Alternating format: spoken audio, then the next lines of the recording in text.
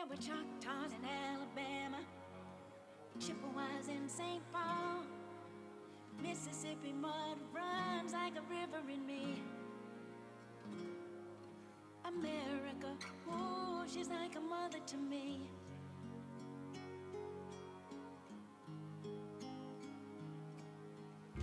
Oh, beautiful, for spacious skies, for amber waves and gray, for purple mountain majesty, above the fruited plain. America, America, God shed his grace on thee and crown my good with brotherhood from sea to shining sea, from sea to shining sea. There were cliff towns in Colorado, pyramids in Illinois, trade routes up and down the Mississippi River to see. America, oh, she's oh.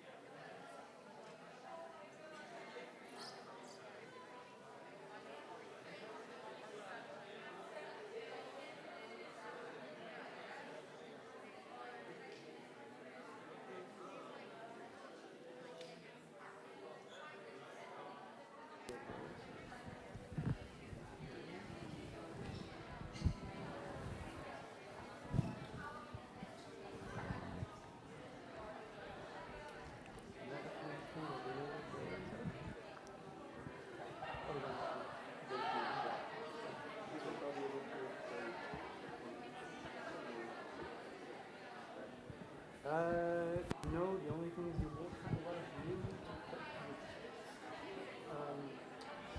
but otherwise there's no objection to you going to the podium. There's not much room on the podium, parce que... Oh, because we brought the microphone a bit lower, so there's not a lot of room to put sheets of paper. Okay. We'll work it out. Just put it to the side. It'll be fine. Okay.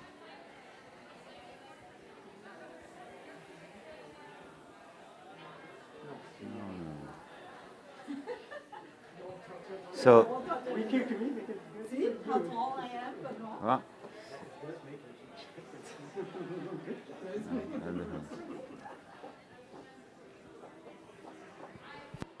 So,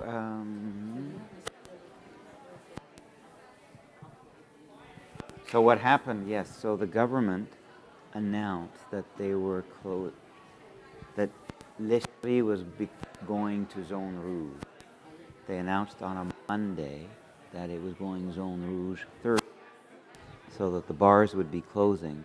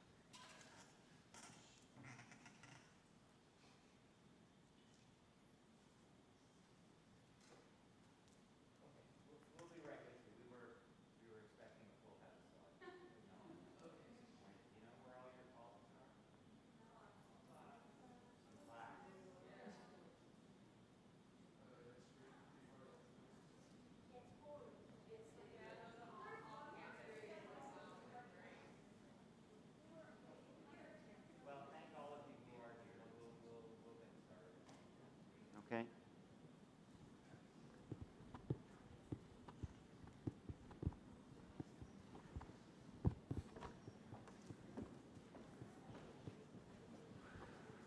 All right. Well.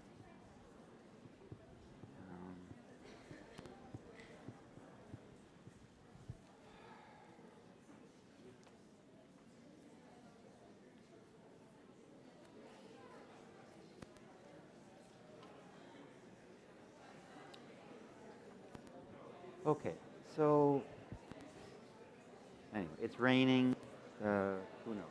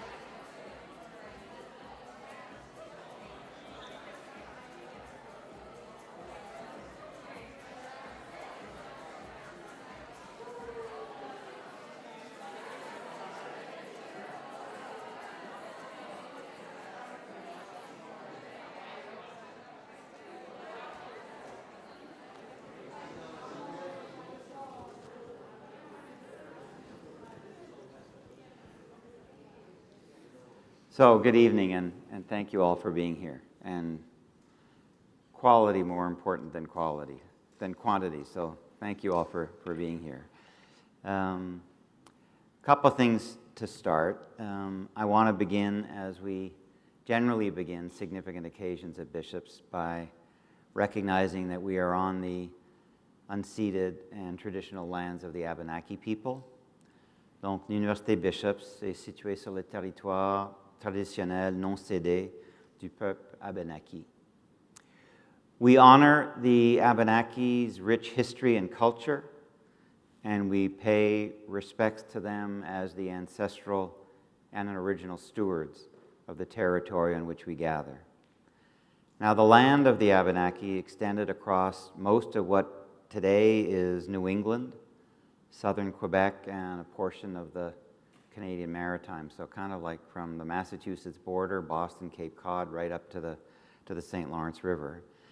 And as you've probably already figured out, Bishops is located at the confluence of two rivers, the Massawippi and the St. Francis rivers, which were significant waterways for the Abenaki. We've embarked on a journey of discussion in pursuit of truth and reconciliation with the Abenaki community.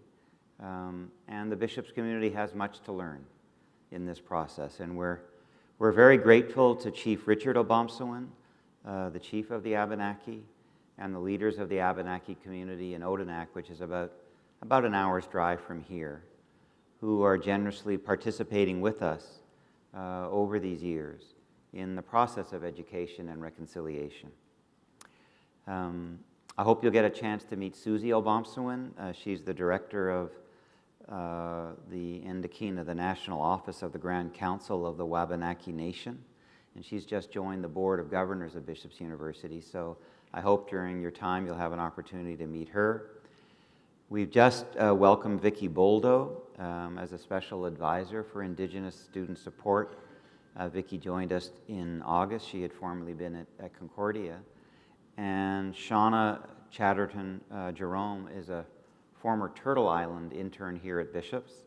She graduated from Bishop's last year, and she's returned to work with Vicki as a student support assistant. So we're very pleased to have all of them as part of our community, and we have a lot to discuss with them and to learn from them. I was hoping to kind of introduce the class, at least by geography, and maybe we'll try and find another occasion when we can all get together to do that. So what I think I would like to do is just introduce to you the video that we have about John Donald. So this lecture series is made possible by John Donald, who graduated from Bishop's in 1960. I know that's before most of you were born, but John has been a long and very loyal graduate of Bishop's. He actually grew up here in the Eastern Townships, lives in Toronto, but very, very committed to Bishop's students and to the Bishop's community. And he, through his generosity, endowed a lecture series, of which this is the latest edition, so I think it's our 13th year. And we've had the opportunity through his generosity to bring just a remarkable group of men and women to come to speak to the Bishop's community. And we're enormously grateful to him for that. And I thought before asking Enzo to come out and introduce Kim Thúy, that we could just have a look at a brief video about who John Donald is. So if you could run the video, that would be great. Thank you.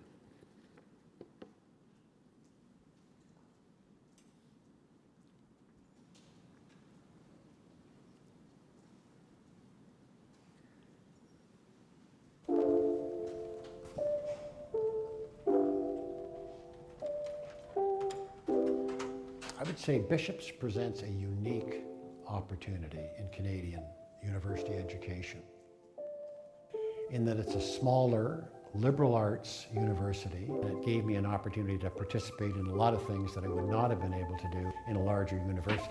I was involved in drama, the Winter Carnival, the debating society, I played in sports, and I really felt that I made a contribution. My name is John Donald, and I grew up in the Eastern Townships. My parents used to take me out to the school to watch football games, see plays, and I really felt part of the university. My mother used to host Sunday lunches for students. It was just another alternative for students to learn. We'll find out about what they're thinking about. They might get a little bit of an insight into what's happening in the world.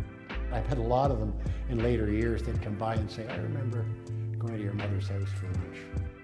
Now that I've had the opportunity to look at giving back to the university through many contributions by faculty and students, we came to the conclusion that if we could bring thoughtful speakers down to the campus where students can interact with them directly, that it would really have some value. The Donald Lecture Series brings speakers of national and international importance to the Bishop's campus on the most important issues and events in the world today. I think the Donald Lecture Series is unique because it is selected by the students here. I think the fact that it's free makes it really rather unique. We've had David Hogg, Edward Snowden, Naomi Klein, Chief Justice Beverly McLaughlin, and we've had Jesse Jackson. Students will walk away more curious about what they heard that evening and be hungry to find out more about it. To me, that's everything. Curiosity really is everything.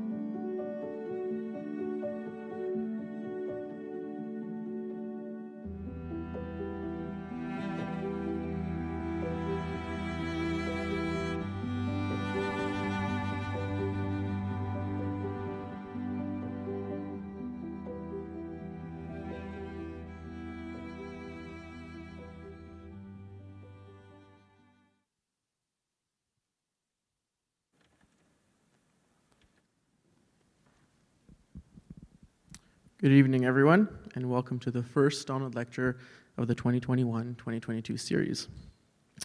This is actually the first Donald Lecture to be held during Orientation Week, So for those of you who I don't know yet, my name is Enzo. I'm a fourth-year applied psychology student and president of the Bishop's University Students' Representative Council. I'm honored tonight to introduce tonight's speaker.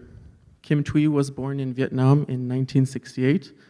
At the age of 10, she left Vietnam along with a wave of refugees, commonly referred to in the media as the boat people, and settled with her family here in Quebec. A graduate in translation and law, she's worked as a seamstress, interpreter, lawyer, and chef restaurant owner. She lives in Montreal and devotes her life to writing. Kim Thúy has received many awards, including the Governor General's Literary Award in 2010, and was one of the top 4 finalists of the Alternative Nobel Prize in 2018. Kim Thúy a reçu plusieurs prix, dont le prix littéraire du gouverneur général 2010, et a été l'une des 4 finalistes du Nobel alternatif en 2018. Elle est chevalière de l'Ordre national du Québec. Ses livres, dont les ventes montent à plus de 850 000 copies partout dans le monde, sont traduits en 29 langues en 40 pays et territoires. Her debut novel, Rue, became a runaway success upon publication in 2009 by Libre Expression. I would like to thank the university for giving each first-year student a copy of Rue when they arrived on campus. In 2019, Kim Thúy received an honorary doctorate from Bishop's University, and she delivered a remarkable address to the graduating students. We are proud that she holds a bishop's degree, and we're thrilled to have her with us tonight. Please join me in welcoming Kim Thúy.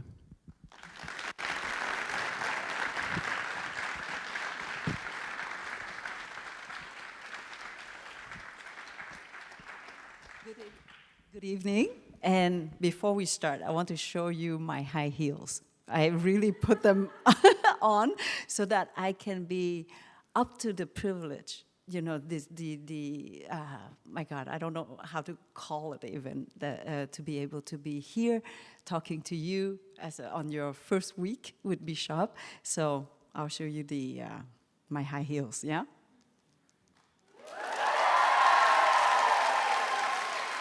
So you can tell me later on if I'm up to the task, okay? And if in the middle of all this, if all of a sudden you don't see me anymore, it's because I've fallen off my heels, okay? So come rescue me, please.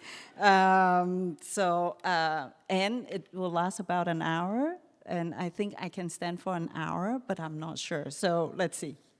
Maybe I'll take them off in the middle, okay?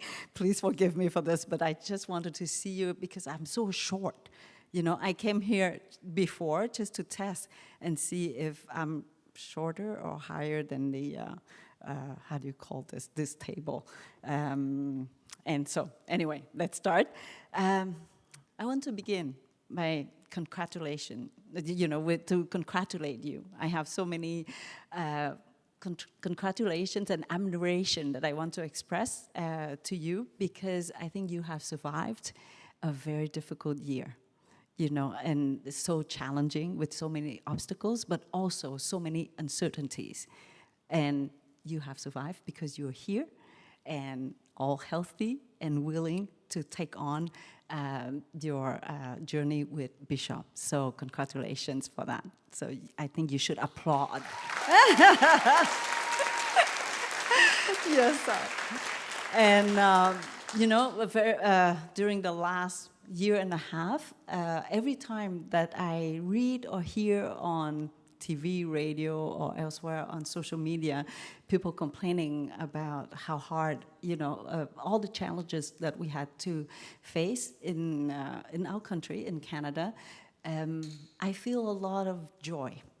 Because if we found the last year hard, it's because we have been living in a very peaceful country, in order to face, to see that this year of COVID was hard. And I'll give you an example. I had a talk with my parents because my parents live really next door to mine. And so when the government announced that there will be a curfew, I went to their house and I said, starting, in 2 days, there will be a curfew. We can no longer go outside.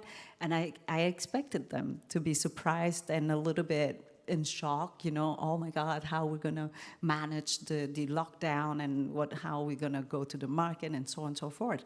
But they didn't even blink.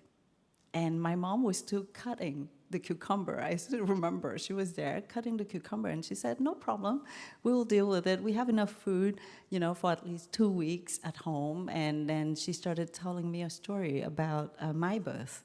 She said that she was pregnant with me, and she started feeling pain. She knew that it was not labor yet, but she went to the hospital anyway. And she said that she knew that she went there too early, but she preferred going there early than to find herself going to the hospital during the curfew in Vietnam, Saigon. And I said, well, yeah, but the soldiers would let you go, to the hospital. You don't have to, for sure, nobody would stop you from going to the hospital to deliver a baby. And she said, yes, of course they would let me go, but who would want to be in the lines of fire? Between the lines of fire, because it was a country at war. So there were, stray bullets everywhere. So she said, no, you want to be inside already and ready to deliver your baby peacefully away from the bullets. And then because I didn't know that story, and I'm 52 today, so it took her 51 years before she told me this story, because she thought it was a very boring story. Everybody had to go through the same thing. And from that point on, I remember that I was brought up in a curfew during my first 10 years in Vietnam. I was, locked down, in a lockdown situation. That because of the war. First of all, until 1975. So Vietnam was at war between the north and the south of Vietnam for almost more than 20 years, from 1954 to 1975. And it's a little bit like Korea today. You have the north of Vietnam, which was a communist, the communist part, and the south of Vietnam, which was supported by the American government. And so, there was lockdown because people, continued shooting at each other, especially at nighttime. And then after 75, when the war ended, when the North won against the South, there were still curfews because we were no longer allowed to move around. And even though I was only 7 or 8 at that point, I was not allowed to go to my cousin's home, which was about 5 streets from mine, without asking for authorization from my police station and her police station, because everybody was under surveillance. Since, here we'll have an election soon, and we're free to vote or not to vote, but I hope that you vote and to really decide on what kind of a country we want, the color of the country we want to have. And so, but back then, it's not a change of a political party when we vote here, when there's a new election. When there's a war, at the end of the war, you find yourself with, how would I say it, persecution more than anything else, because the winners have to take over the rights and the power of the losers. And unfortunately, we were from, my family and I, we were from the losing side. And so we were basically persecuted. And I'll give you a couple of examples how persecution worked. First of all, we were no longer allowed to read. We could read only the books that were specifically authorized by the government. So if the police saw you reading any books, then they would take you directly to prison. And you were no longer allowed to listen to music as you want. You could only listen to the music that was distributed, played by the government through the speakers that they would put in every single neighborhood. And of course, forget movies. And so in our case, in a country at war or in a poor country, books are really considered to be luxuries. And so most people don't have access to books. And I was fortunate enough to be born in a family with a lot of books. But because of that, we got persecuted because the government came in and said, how come you have all these books which are not allowed? And so they put all the books in one room. and they did the inventory, right? My mom, she knew that we had some books about politics. So she said, you have to go and steal those books. And I could read already. I was 7, so she said, go fetch that title and so on and so forth. So I stole the books from that room. But then afterwards, we didn't have a place where to destroy them, right? Because everything was under surveillance. We had 10 soldiers who came into our house and stayed with us for a year. And so the only way for us to hide the books was to burn them. In the morning, not in the morning, at night, we would go up on the roof, and then books are very hard to burn. I don't want you to try them, but believe me, we start the flame and the flame would stop because there's not enough oxygen inside. And so my job, for the kids of the family, was to tear the pages so that the adults can burn the books, right? But quickly enough, people discovered, because they could see fire in the middle of the night on the top of their house. So we got, stopped very quickly. And I was not going to tell you this story, but I wanted you to see the situation where I was brought up, basically. And so that was about the books. And why did we leave Vietnam? There were so many little things like that. No, I'll take the time to tell you a funny story. You cannot, we were not even allowed to buy meat or rice as we wanted. Even if you had money, you couldn't do it because everything was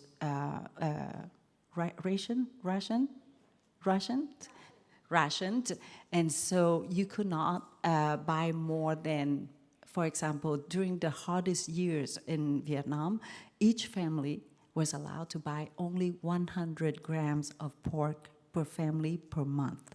And 100 grams is about a patty of a hamburger for the whole family for a month. And so, of course, as you know, when you forbid people to do some things, they will always find a way to do it anyway. So in Vietnam, there was a black market for pork. But how do you cannot sell it in the market, so how can you buy pork? So we became very inventive and creative.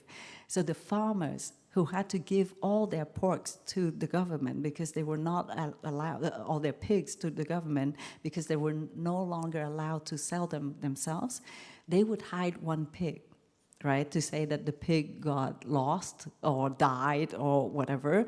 And then they would kill the pig and put the pig in a coffin, because the coffins in Vietnam were not open like we have here, where you can have half of it open, right? In Vietnam, we didn't have the techniques to take out all the fluids, so nobody wants to open the coffin because the body, with the heat also, it's a tropical country, so at 45 degrees, very quickly, the body would rot, right? So nobody wants to open a coffin. So the best way, or the safest way, to make a pig travel from the farm to the cities was in a coffin. So they would put the pig in the coffin, and then they would hire women who would cry and go along as if it was a real funeral, right? And there were inspectors at every single intersection, I would say, and they can stop you without any reason. For example, for the boys, if your hair was too long, they can just stop you and cut your hair right there at the corner of the street. Or for the women, if you're wearing skirts too short or you're being too colorful with your clothes, then also you're sent back to your house. And so, but that way, if you have a coffin with people who cried, then they could travel quite peacefully without any inspectors trying to stop them. But once in the city, in order to sell the meat to the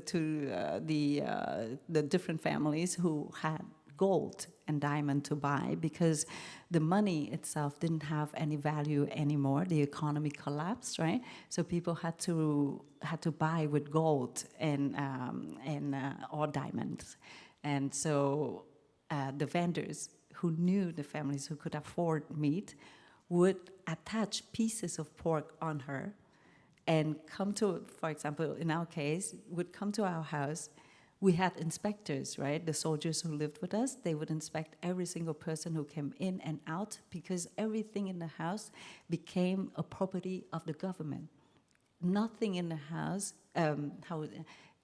you no longer own anything that you have in your house. You're no longer allowed to touch anything in the house.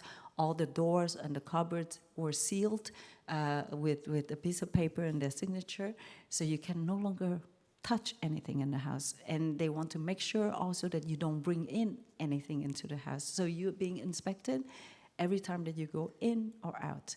And so this woman, this vendor, would come in. She would be, patted, that's how you say it. But the inspector never thought that there would be meat. They would just think that she's a bit bigger, or she has fat a little bit, and in some parts of her body. She would come in, go into the bathroom, undress herself to show my mom the pieces of meat that she had on. And I still remember, because I was a little kid standing in the bathroom seeing this woman with pieces of meat on her. And then my mom would go like, okay, one, a little piece here and another piece here. And then she would just cut the pieces off her, give them to us, and then she would walk out being inspected again. But of course, the soldier didn't remember, right, where her fat was. And so that's how she would go from house to house to sell the meat. Now, I can tell you so many stories about these years, but the reason why we left Vietnam was that any boys at that time who was 18 and who was not admitted to university were sent directly to a battlefield. And there were 2 active battlefields for Vietnam. One in Cambodia and one with the border, at the border with China. And, even today, at 2021, Handicap International still takes out about more than 100,000 anti-personnel mines every year. So if you go back 40 years ago, there were so many mines in that country that if you were being sent there as a soldier, you rarely come back. And so my uncle was 17. So we knew that the following year, he would be sent to one of those battlefields. And because we knew that he would never be admitted to university, because the admission was no longer based on your merits, but it was based on your family history. So if you are from the losing side, you were no longer, you could no longer go to university. And this is why we left, because I also have 2 brothers. So we knew that if we stayed, probably all the boys will die.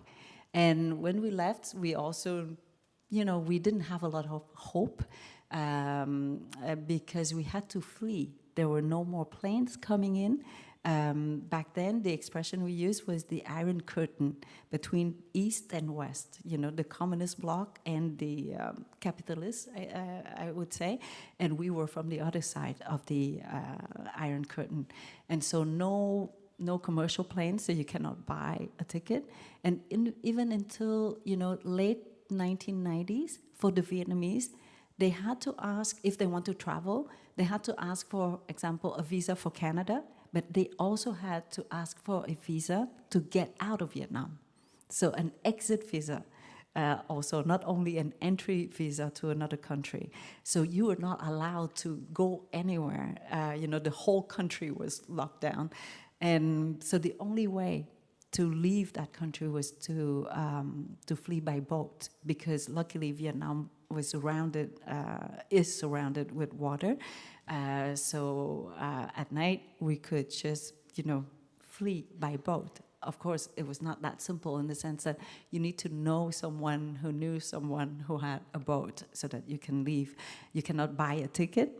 You have to trust someone with your money, and then that person would give it to another person, to another person. So some families had to try for 10 times and not even succeeding at leaving, because in that chain, you only need one person who's not honest, who would steal your money, or that person got arrested by the police or whatever can happen, in that chain, then the whole project fell apart, right?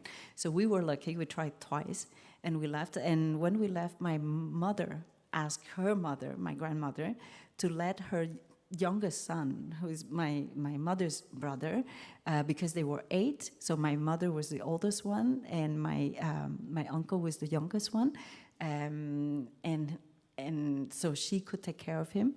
So she said to my grandmother that my grandmother should let my uncle come along with us to flee. And that conversation I still remember because I listened to the Doors, of course being curious. I was 10 at that point, and my grandmother said, you cannot leave with my son because you're going to kill him, because she had heard so many boats sinking at sea.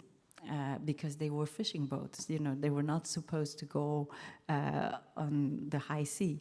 And my mom, what she said was that, and I still have this, her voice answering my grandmother. She said, but your son is already dead. I'm just asking you to choose the place where you want him to die. Do you want him to die in Cambodia, at the border with China, or at sea? And this is how my grandmother agreed to let my uncle come with us. And we were lucky enough, our boat survived, and we arrived in Malaysia in a refugee camp. And I'll take 2 minutes to, I have to talk to you about this. Oh my God, how many minutes do I have left? I was not supposed to, I didn't think, there are so many things I wanted to talk to you about, and I have not been looking at my paper, so I'm straying. So you can stop me whenever, right? If I'm boring, just stand up and leave. I don't mind. The principal will stay with me. He's stuck to stay with me, so. And so so we arrived there, and in the boat, just to give you an idea what it looked like, it was a very small boat, about 10 meters long. That's about 50 feet long, and we were 218 people on that boat. So basically we were, I was gonna say, shoulder to shoulder, but it was more than shoulder to shoulder because we didn't have enough space. We were just one on top of the other, almost. And it was a good thing that we were that many, because when it's that tight, you can fall asleep, not standing. You would never fall. There were people all around you, so they keep you, stable. And because there were no chairs, of course, there was just a wooden plank that you can kind of lean on. In my case, I was small. I was only 10 years old. Actually, I haven't grown that much since then. But I was smaller than everybody else. So I didn't. So I just leaned on that wooden plank, and we spent 4 days and 3 nights on that boat, and it changed completely. It changed my life for the better, and I'll tell you why. On that boat, you couldn't move, you couldn't go to the bathroom, you couldn't, because if you moved, then you would, how do you say that? You would make the boat go on one side or the other. You would tip the boat, and so it was very dangerous. You just have to stay where you were, and we had to do everything that we needed to do, there. And because of that, and because of all the lack of oxygen in that belly of the boat, because they built a second floor so that they could put more people, there was only one very small hole through which we went down into the belly, and I was in the belly of the boat. There was not enough, circulation of air and so on and so forth. So you get sick. You feel really, you don't have I think everybody was sick, felt sick. And so, of course, you vomit because you feel nausea and so on and so forth. But because I was smaller, it felt like everybody vomited on me, right? But it was a good thing because I was born in a very privileged family. very pampered. And I don't know why I was very weak. I was allergic to everything. I was allergic to eggs, fish, seafood, milk, the cold, and the wind. When there was a wind, I would swell up, right? Same thing with cold. And cold in Vietnam was 28 degrees. And that was already too cold for me. And somehow, after those 4 days, I lost all my allergies. We arrived in Malaysia, and the first meal we got was sardines given by the Red Cross, but because Malaysia is a Muslim country, so the Red Cross was called the Red Crescent. So the Red Crescent came and gave us sardines and rice when we first arrived, and I ate the sardines because I had not eaten for the 4 days. I was so hungry, and my parents, I think, forgot to tell me that it was fish because they brought that meal to us at 2 in the morning, and there was no light, so we didn't see what we were eating, actually. We were just happy that there was food. I ate and nothing happened. Whereas before, just the smell of fish would make me swell, right? And then after that, in the camp, in the refugee camp, we ate fish 6 days out of 7. On Sunday, we got a chicken for the whole family, but otherwise we would have fish. But the fish back, in Asia back then, they were not frozen. They arrive at the market alive in a pot of water. And you go to the market and you choose the fish, and the vendor would just kill the fish in front of you and give it to you. So they are very, very fresh. But in a refugee camp, because the trucks which moved the fish from the market, or I don't know where, to the camps, it was not refrigerated. And so the fish arrived to us at the end of the day. And so, how would I say? Yeah. So the fish were dead, but became alive again, right? Because of all the flies leaving their eggs on the fish, and then with the heat, it was, I think, at least 45 degrees, in Malaysia. So everything becomes alive very quickly. So when we open the fish, you would see all these worms, right? And my father used to say that we were very lucky. We were supposed to have the proteins only from the fish, and now we have free proteins from the worms, right? And in my case, I think the worms had eaten all the allergens. So I could eat the fish and nothing happened to me. And I think now I can lick, that's how you say it, lick? No, I can lick the floor, of this whole room, and nothing will happen to me. I don't know what will kill me, and I think I'm condemned to live forever or something like that, which is a very scary thought. And another experience is that when we arrived at the camp, there was it was supposed to be for 200 people, and we were 2,000 people. So the Red Crescent had built kind of a shelter, but without walls, only a roof and pillars. And there was not enough space, so that shelter became like a clinic for people who were sick, or women who were delivering babies, or older people, and all the other refugees would sleep around that shelter. But when we arrived, there was no more space nearby. And so my father, being the oldest of the group, he saw a small hill, really small, but he said, let's go to that hill. Nobody, went to that hill.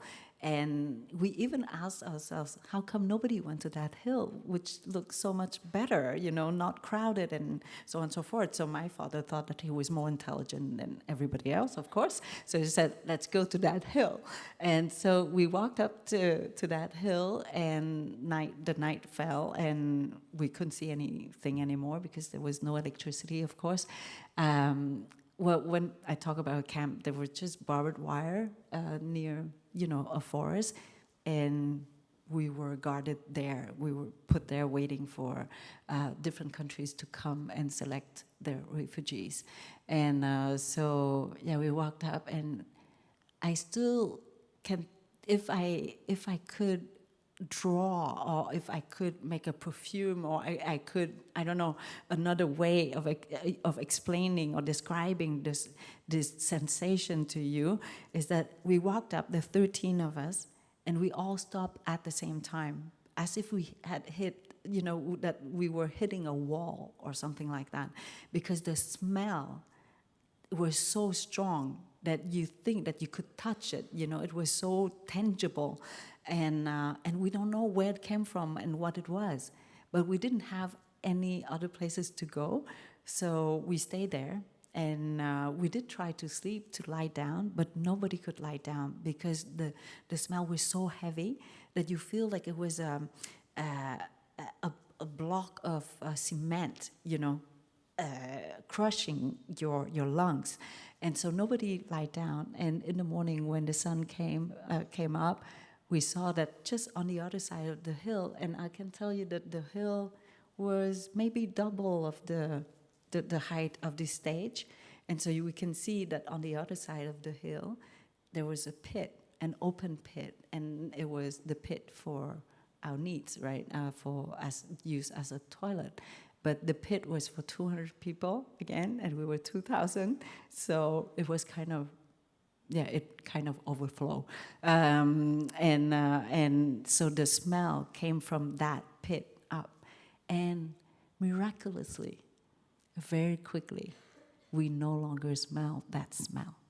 And I basically slept next to that pit, about 2 meters away from the pit, and about, I don't know how many meters, maybe 10 meters, not 10 meters, but 7 or 8 meters above the pit for 4 months. And for the longest time, I thought that I had burned, you know, some cells in my nose, that there must be things that I cannot smell or something like that. But a few years ago, I have a friend who's a sommelier, and she said that I have a very good nose. Even though I cannot drink, I can smell things in the wine, apparently. So my nose is fine. And even maybe better than I was born with because of that smell, probably. So I'm telling you this story to say that, you know, humans, we are so great. I didn't talk to myself and say, you have to stop smelling that smell, if not, you're gonna die. You have to eat that fish, if not, you're gonna die. I didn't have to say any of this. The body reprogrammed itself so that we can survive. And so these hurdles, we can see them as obstacles or challenges, you know, huge challenges. Of course they were, but maybe we can tackle them as like an athlete. I think, you know, athletes, what they do is they would raise the bar so that they can jump higher and higher. They would put more weights so that they can lift more and more. They would run longer or faster by putting obstacles, by making them heavier, and so on and so forth. So I think challenges, we can look at them as opportunities for us to train ourselves to become better. And I was lucky that I didn't train myself at all. I was forced to become stronger. I was forced to become more resistant, you know, and to become, I don't know, someone who can eat anything. And to live in a country where it can be minus 20, whereas before, at 28, I was sick. Could you imagine? I live in Canada. I've been living in Canada for 42 years, and nothing happens to me. You know, and I'm still waiting for that allergy to come back. Maybe one day I'll have to move because I cannot handle the cold or something like that. But after 42 years, I think it's okay. I think it's fine. I've built my own immunity system now. And yeah, the immunity system, I think I've gained all the, you know, the antibodies and the immunity system of all the people who had vomited on me. And and so that's why today you cannot kill me. I don't know how you can, yeah, I'm still trying to think of a way. And so what we have just lived through during the last year and a half, we can really look at this from the perspective of an athlete and see all these challenges as opportunities for us to become stronger and more resilient. And we can already see that, right? From last year and this year. Last year, you were all locked down in your room and looking at a screen, right? And this year, we already know better how to respond to this catastrophe. And so I think for the next catastrophe, we'll be even stronger, and we will know how to face it, without fear, and with the defense mechanism, I would say. And so, I don't know how long do I have left? Only 10 minutes? Oh my God, okay.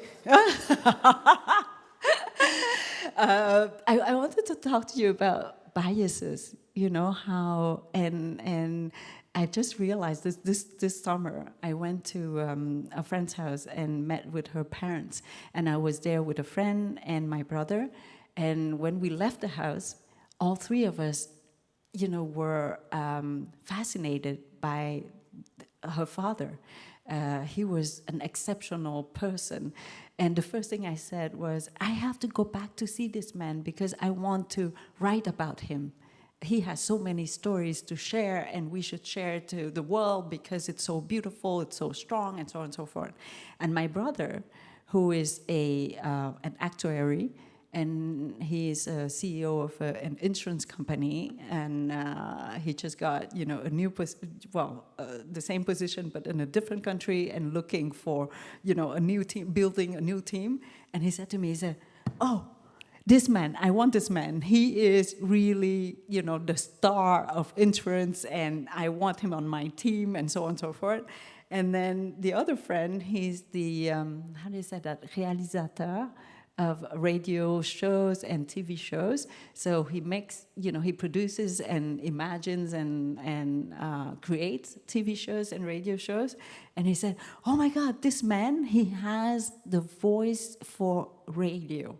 I want him for radio." And then the three of us, we were fighting over, what job he should do. And he's retired. He was not looking for a job, but we still, discussing about trying to have him on our team. And he was not looking for a team. Yeah, he laughed at us because he said, "No, I'm retired and I'm enjoying fishing and helping other people on different projects." And so this, this example really shows how our personal experience give the colors of the interpretation that we have. Okay, I don't know why I'm translating from French from the beginning of this speech, so my English is even worse than the usual. I have never studied in English, and you can hear it, right? So I'm sorry about that.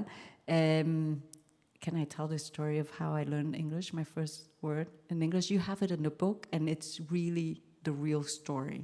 I didn't speak English at all. It was my second year in Canada, and my mom wanted me to learn English, and she sent me to this cadet garrison, and it was a true story because I couldn't understand my mom. We just left a country with military, with soldiers in the street, and then she's sending me to a cadet's garrison where I had to put on uniforms, and playing soldiers again. But she said, "No, because this is an English-speaking garrison, so you're gonna learn English for free," and because I went to school in French. And so I went in there, and I still remember, the age gap between 12 and 16 is enormous. The boys would have beer, and I don't know, the big voice already, and me being 12, really skinny, coming out of a refugee camp, standing there. And I couldn't understand anything. So our superior, who was 16, he just went in front of each of us, and he would say stuff. I don't know what he was saying. Probably, you didn't cut your hair well, your shirt was not well ironed, and I don't know what he was saying, but he always said it with a big voice, right? And then he stopped next to, in front of my neighbor, the longest. And he talked for so long and so loud to this boy who was really tall next to me, and I couldn't understand anything. He just went like, asshole, asshole, asshole, asshole, right? And so at the end of the session, my mom said that I could stop going to the cadets only when I will speak a bit of English. So I said I have to start practicing, right, English. And the only person I knew was my neighbor. And so, no, not that I knew, but I thought I knew his name, right? So I went up to him and I said, goodbye, asshole, right?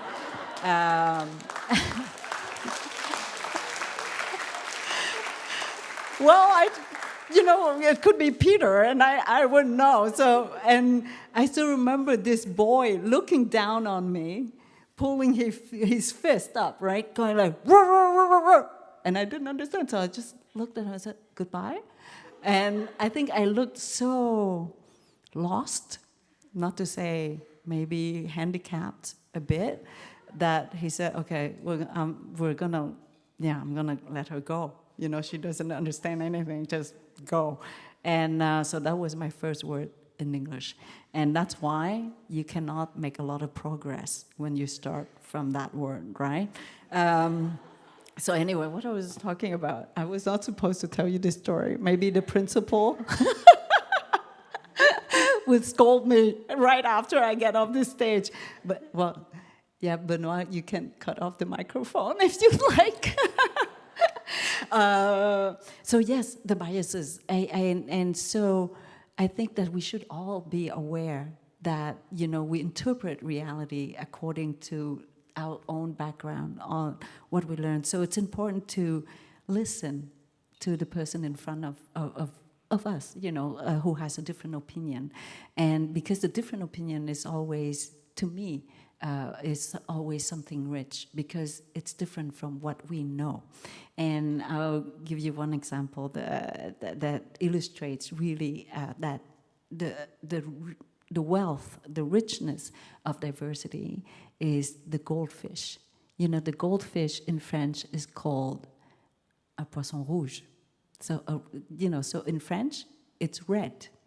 And in Vietnamese, we call it the Chinese fish, because we go to the origin of the fish to describe the fish, right?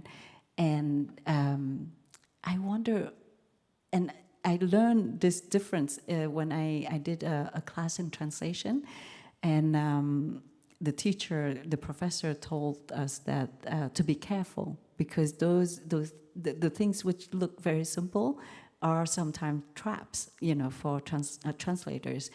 For example, the goldfish et le poisson rouge. And so I went and I looked at the poisson, because I couldn't understand why the English see gold and the French see it red. It's the same fish. So, but if you look at the fish from the head to the tail, you would see that on that side of the scale, it is red. But if you look at the fish from the tail to the head, the other side is gold. So everybody's right. The one who sees gold is right, the one who sees red is right, and the Vietnamese to describe it as a Chinese fish is also right. So nobody is wrong. So very often when when we have a discussion and I say, the fish is red, and you say, no, you're wrong, the fish is gold, right? And then we stop there, or we continue to argue, no, it's red, and no, it's gold, right? Instead of asking, why do you see it gold? Why do you see it red? And when you have three people from three different angles, you understand the reality of the fish better, a little bit better. And I think this is why diversity or the different opinions are important, because they help us to understand reality better and understanding each other's points of view and personal experience. So I hope that you always ask the question, why do you think differently from me? And I think that will help us make a better world, and that we can live together in a more peaceful way. And we're lucky enough to already live in a very peaceful country. I think it's one of the best countries in the world, and I've had the chance to travel quite a bit with the book. And I can confirm to you that I cannot see any other country up to now that I would qualify better than where we are right now. So how many minutes? And I want to tell another story. Do I have? Yeah. And I was going to tell you that to not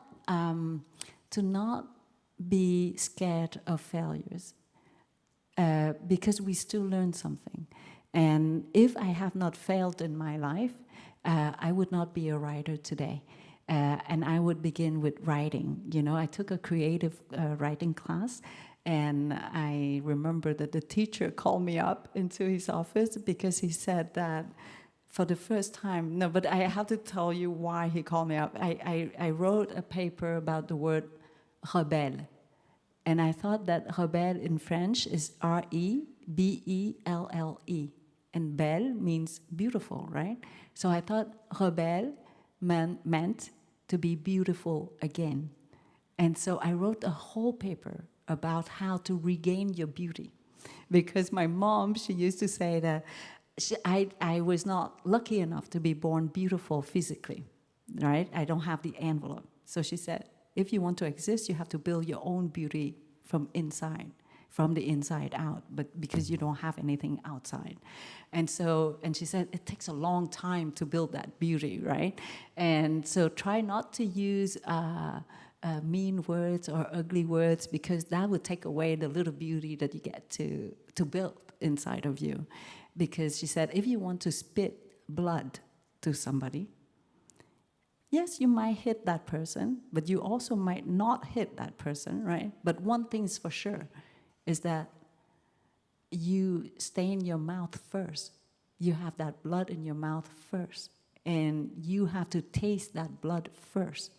So, you know, it's not worth it. Don't put blood in your mouth. And so I wrote a whole paper about that. And so the teacher called me up because, of course, rebelle didn't mean belle again, right? To be beautiful again. So he said for the first time in his career, he had never done this before, but on 100%, 33% was for my knowledge of French, and the second 33% was for my participation in class, and the third part was for creativity. And he said, for the first time in my career, I will have to give you 0 for your knowledge of French.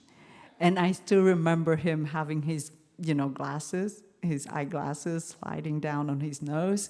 I don't remember his name, but I want to remember his name, and I'll tell you why. And for the second part, participation in class, he also gave me 0, because I didn't know what to say about the text from the other students. To me, they were all perfect. So it was worthless for me to say, oh, I loved it, it was very nice, oh, I love the story. You have to be able to make comments, intelligent comments about a text. So he said also 0. So I said to him, do you mean that I failed? And he said, yes, and I recommend you to, I suggest that you change faculty. And the only reason why I didn't change faculty was that I fought very hard against my parents to be in translation and not in science, in medicine or something else.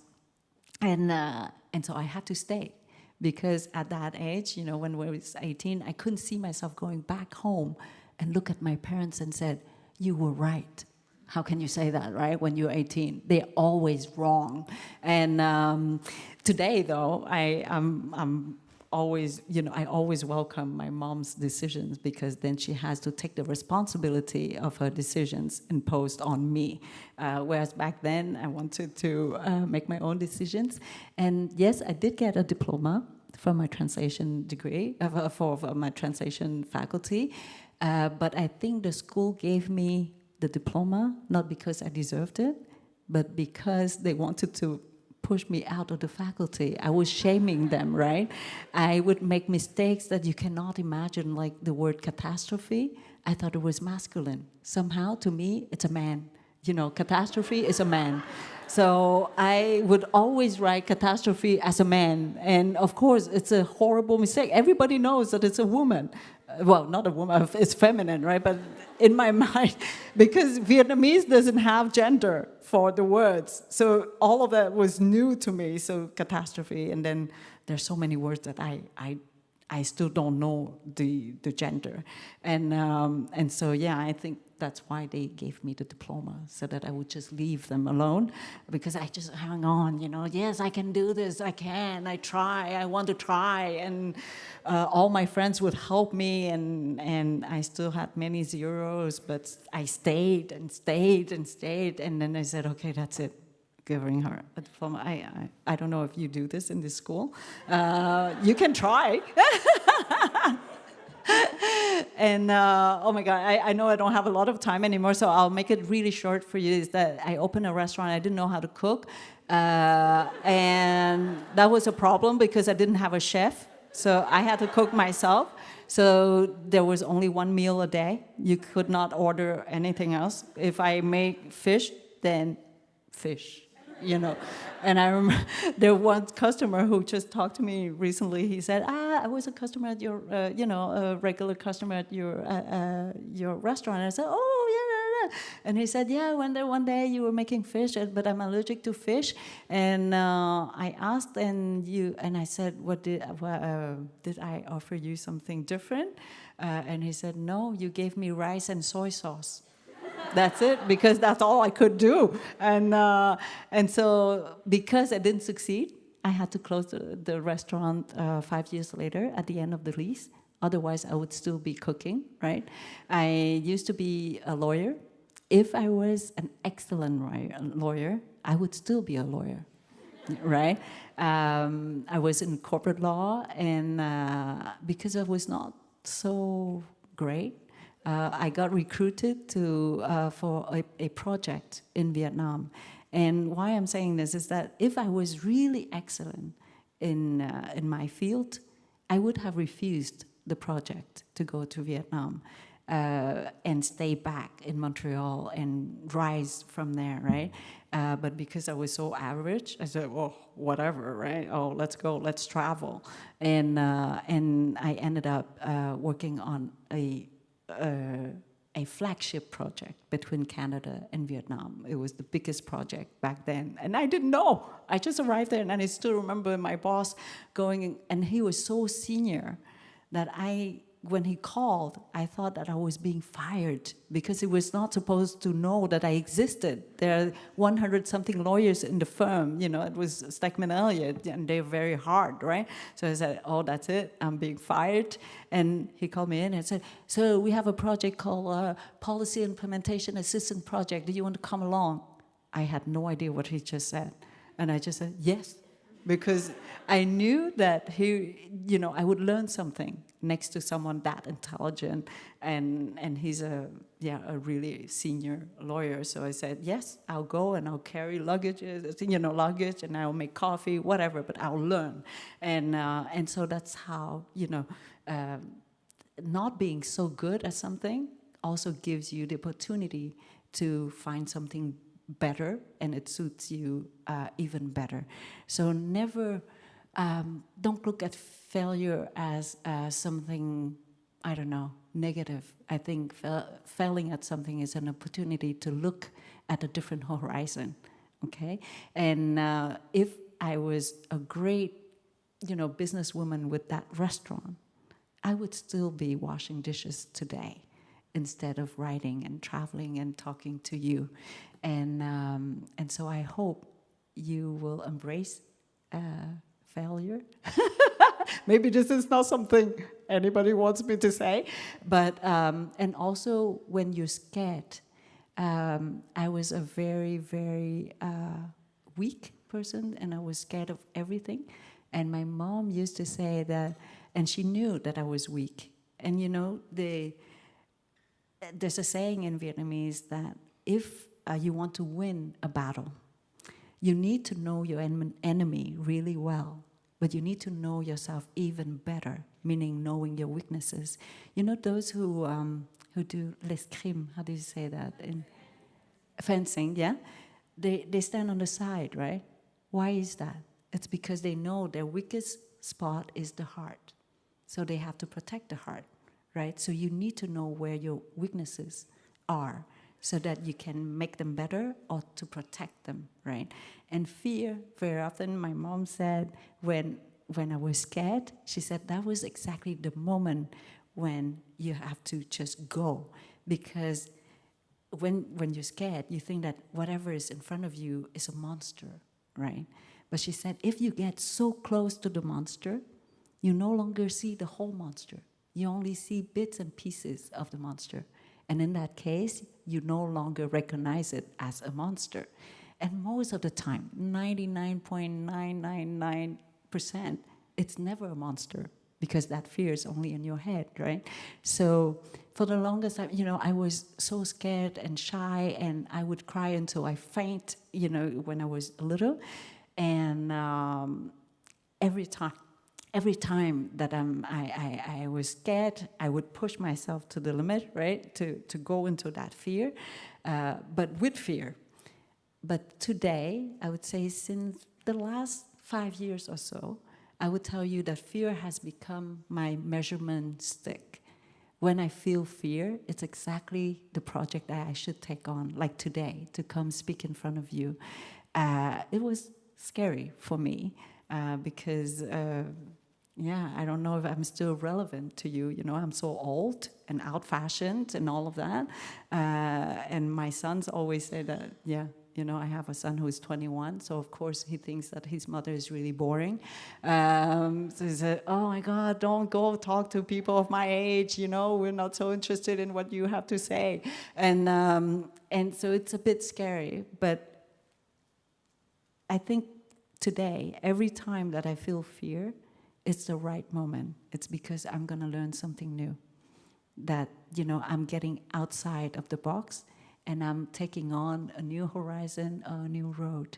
So I hope that you embrace fear as well. So now they're going to cut the microphone or please tell, yeah? That's it? Yeah, I have to let go, right?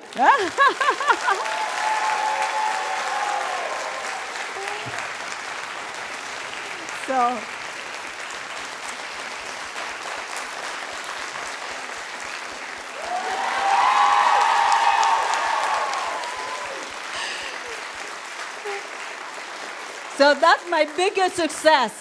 My biggest success is to stand on these heels for more than an hour and not falling off. So thank you so much. Good luck. And I am certain, because this time is so exceptional, that you are necessarily exceptional, right? So in 10 years' time, I hope that some of you will write to me and say, Kim, you're right. I am exceptional, right? So good luck.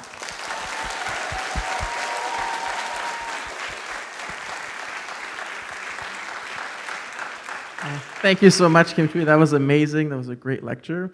We'll have a bit of time to actually ask some questions. So if anyone would like to ask some questions, you can come down to the microphones at the front. Just make sure you're keeping physical distancing and keeping your mask on. Yes, you can ask me for the brand of these shoes. They're very comfortable.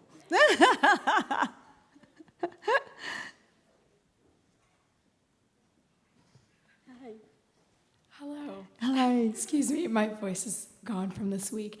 My name is Grace, and I'm a fourth-year international studies student. So obviously politics is what interests me most right now.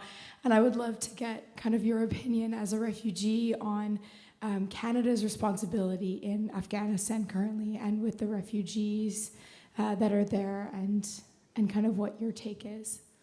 If I'm a country, I think refugees are basically, okay, I'll give you, when you leave a country, nobody chooses to leave a country that way. Of course, yes, if you're leaving to work in another country, or you plan on it, right? But a refugee is never plan. You're forced to leave. And most of the time, you already know that you're going to die. And you have already accepted to die. So if you survive through the sea, you know, for all the Syrians, all the migrants of the Mediterranean, and they had to survive the sea, the water. And after that, they have to walk. They have to jump walls. They have to, you know, being humiliated by police, by the militaries and all of that. And if they still survive and arrive in a refugee camp, I can tell you that that human is not human anymore. It's a superhuman. And that's what happened to me, right? I have become a superhuman, well, not a superhuman, just human, because I was underhuman. So I just become human, right?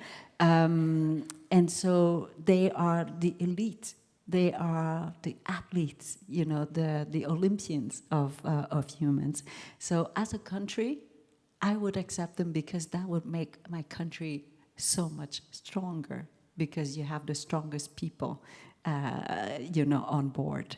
And so that's how I would say it. Because, you know, there's one picture of us in the camp, the 13 of us. And even today, knowing each of them who they have become and all the opportunities that they have had, I look at them and at us, and I still cannot see the potential. You know, of the 13 of us standing there in front of that little hut. And I said, my God, if I'm a country, how come Canada dared to choose us to come here? Because I could not see any potential, what we could become, because there was nothing in our eyes. In a refugee camp, you don't have the past because you've left the past behind, and you don't have the future because you don't know where you're going to go, when you're going to eat. You don't know anything, right? You're just blind about the future. And the present also is also empty, because you don't wake up for school, you don't wake up for work, you don't wake up for a coffee with a friend. There's nothing. So that's why if you look at refugees, you know, in their eyes, there's nothing. There's nothing left, because there's no time. You know, there's no meanings anymore, because you're not allowed to have any meanings. And so it's a bet for a country to select a person as a new citizen, because I understand you cannot see anything, you don't see the potential. But most of those who have survived all the hurdles and all the challenges, I would tell you that it's like a tree in the winter. You cannot see the potential. But then when you put that tree back in a rich soil like ours, it will bloom. And it's for sure, we don't know yet if we'll get apples or carrots or potatoes. We don't know what that plant would give, but I can assure you that at least 90% of those plants will bloom and will give fruits. And so these 13 people of us who own nothing, we had nothing left, right? Today, together, there's a fortune of about, I don't know, $25 million, okay? So as a country, you can say that these 13 people have taken away $25 million of our country. Or you can say these 13 people have brought in or have worked, or their work is worth 25 million more to our country. So there are two ways to look at it. And both ways seem logical. So it's up to us to choose what we want to be as a country. Do we want to say that these 13 people have contributed to the wealth of our country, or to say that these 13 people have taken away, $25 million of our country? So it is up to us to choose. And I think this school has chosen to say that it's a contribution. And I have had the chance to meet, I think, 2 of your students from a refugee camp from Syria. And so that's how I would see it if I was a country. but I'm just this little person. I cannot do much, but I will tell you that I'm the living proof, probably, that anything is possible when you give the person the opportunity.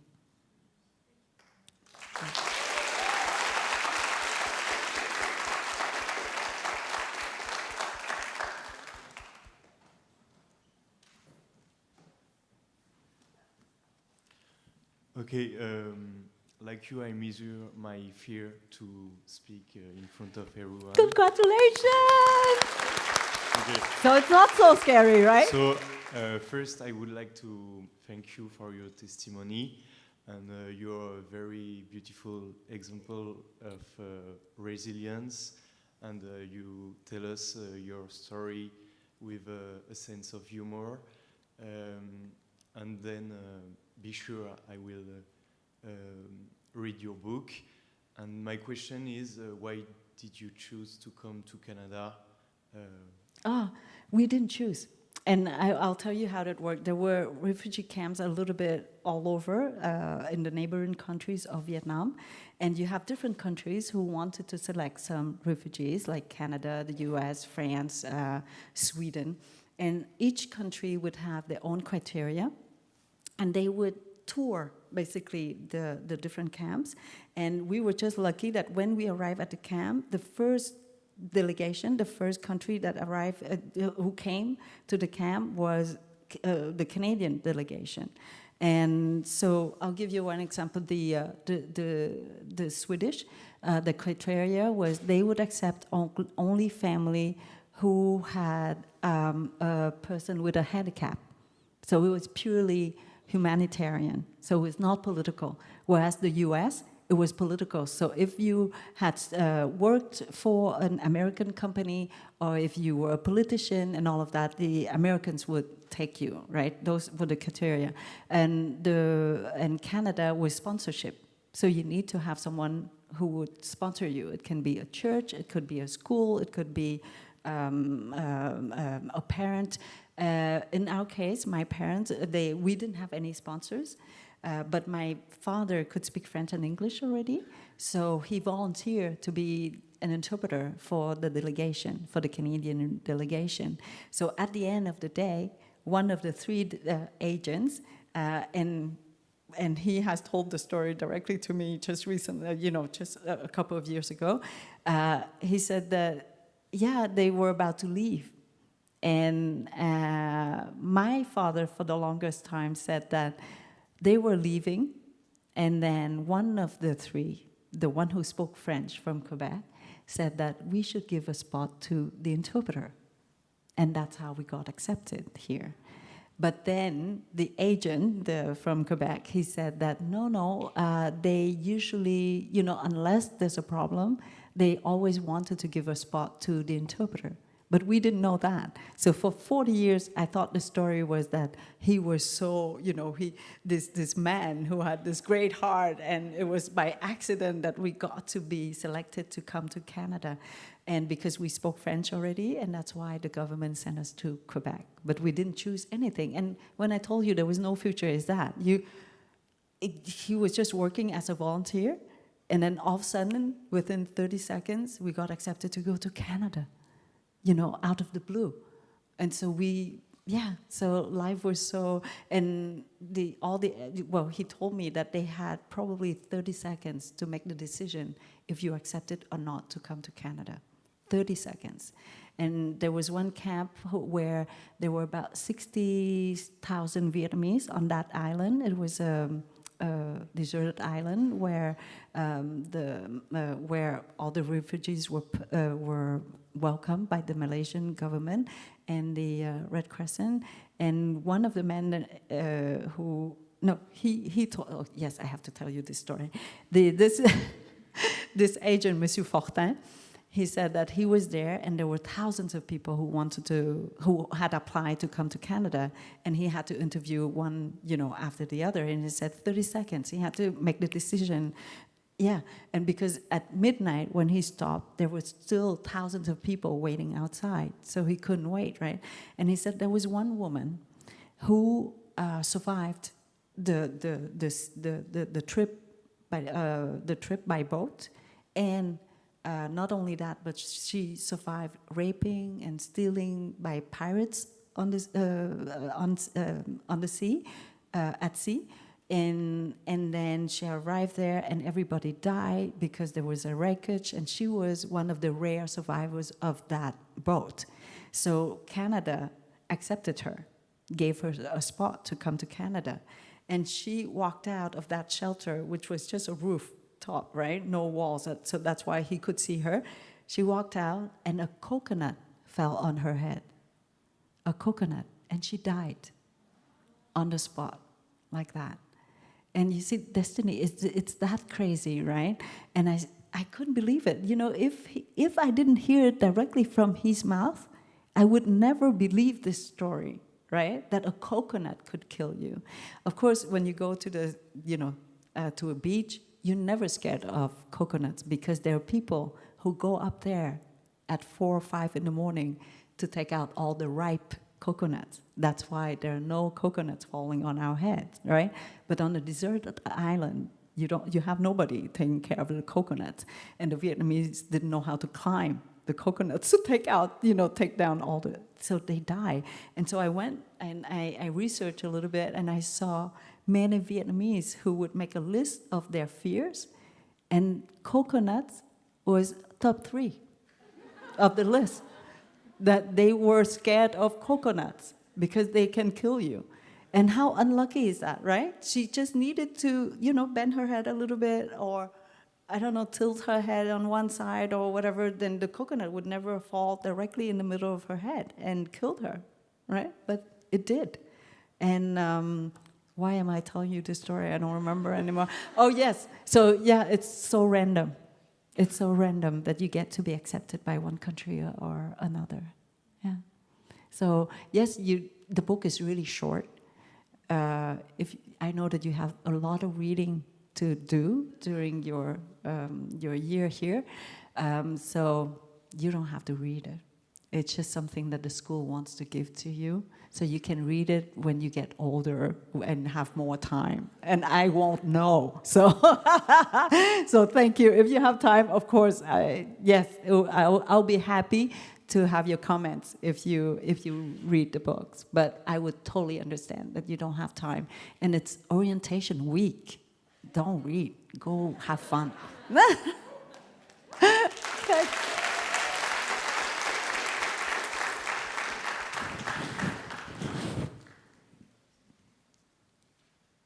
Hi. Thank you for coming to the microphone.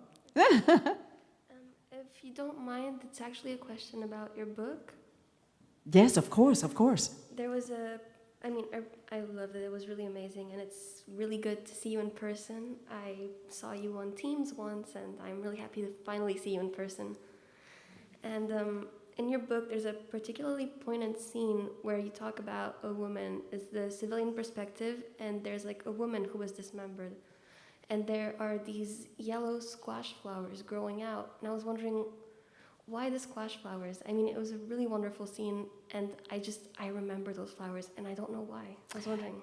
Because I think, we rarely think about beauty in extreme circumstances. But I think beauty is the only thing that can save us. And we should always look for beauty, so that we would stand up and walk again. And if you allow me, I'll take the time to tell you about this scene of Tim O'Brien. The book is named The Things They Carried. There you go, another book for you to read. And if you don't have time, just read one chapter of that book. And the chapter is called How to Tell a True War Story. And he said that, they were soldiers walking, and of course they try to not, they were always walking in one line, so because of all the mines around them. But he said that sometimes, one soldier would put a foot on a mine, and everybody knew what would happen next, right? As soon as the soldier would lift his foot up, the mine would explode, and then the body would be fragmented, blood would spill everywhere. And he said, even though you know all that, it's impossible to stop the eye, to see that fraction of a second when the body is being pushed up because of the air, the pressure, and the soldier would be standing, mid-air like an angel. And there's that fraction of a second where beauty existed before the body got exploded.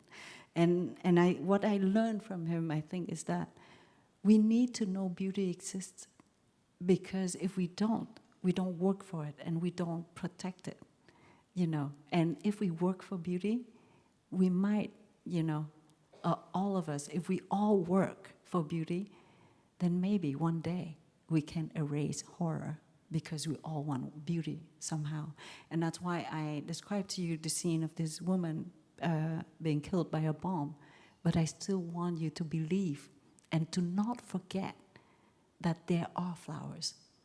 And there were squash flowers, all yellow and all big, there in the middle of that scene. And to never forget. And so I hope that you always look for, and it's a discipline. Beauty doesn't come to us. We have to make an effort to see it. And I'll give you one image that I hope that will stick with you, is, on a highway, it's never beautiful to look at. But if you pay attention, you will see all those little yellow flowers, and they are my favorite flowers, and they are white flowers. And if you look at them, you see that there are patches of these yellow flowers. And once that you've seen that beauty, once that you've paid attention to look at those flowers once, the next time and every time you pass in front of those flowers, you can no longer not see them, right? And that moment will remind us that we have to make this place maybe greener, and to make it more, that we should have more flowers, for example. And so that's why I think beauty is very, very important.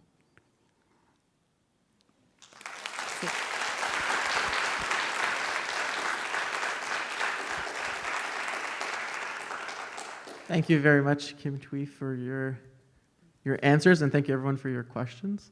I just want to take one more. Okay, I'll try to make a short answer. Sounds good. Last one. Sounds good.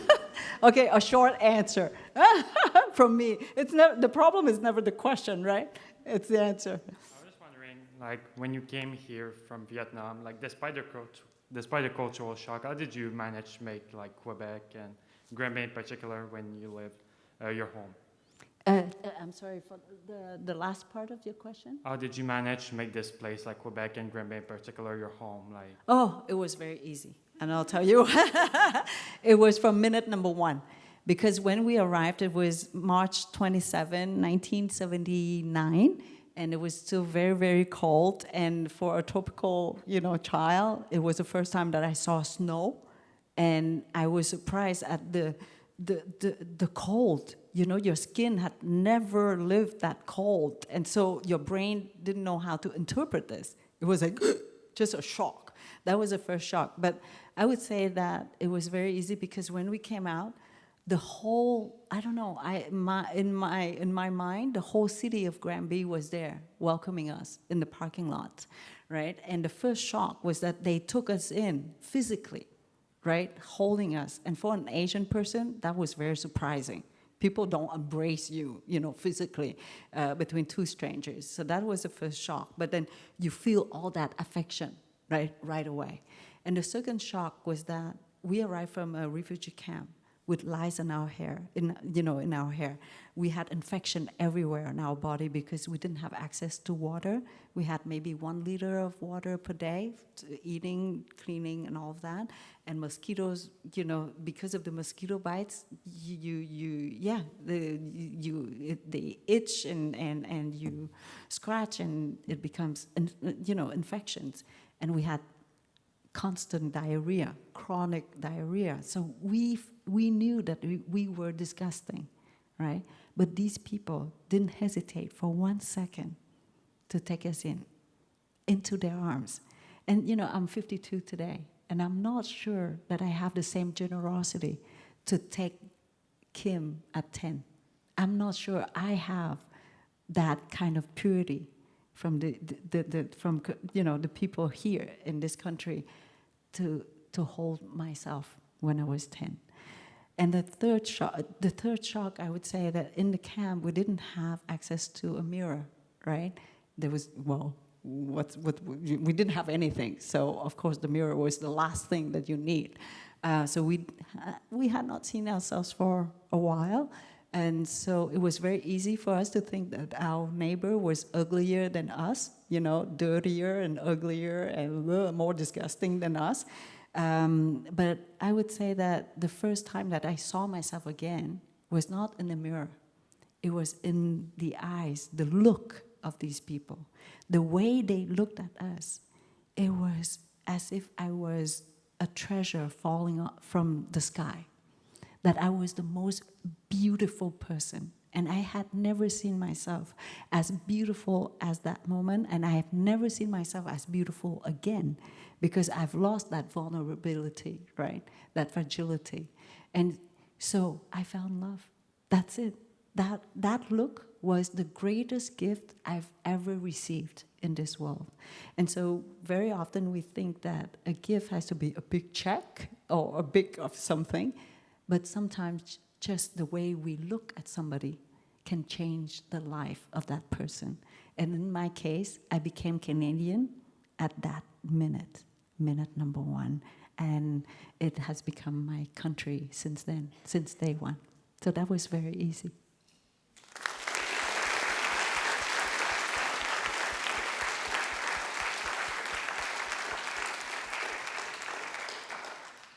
So I have to listen to the president, right? Well, thank you very much for your lecture tonight and for answering our questions. It was really, really amazing to listen to and to hear your story. For everyone else in the audience, I appreciate your attendance. And when you exit the theater tonight, just make sure you do so in an orderly manner. Thank you. Yeah, so thank you. And please, if you have any other questions, you can write to me. Even when you don't have a question and you just want to throw a fit, just write to me. I'm on Facebook, right? Instagram, Kim Thúy. Yeah, just Kim Thúy. That's it. Thank you. Good luck.